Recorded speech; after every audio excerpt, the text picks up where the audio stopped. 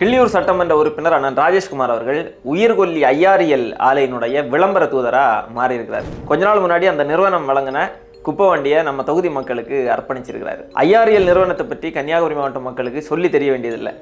கடற்கரை மணலை தோண்டி எடுத்து அந்த மணலில் இருக்கக்கூடிய கதிரியக்கமிக்க கனிமங்களை பிரித்து எடுக்கக்கூடிய ஒரு நிறுவனம் தான் இந்த ஐஆர்எல் நிறுவனம்.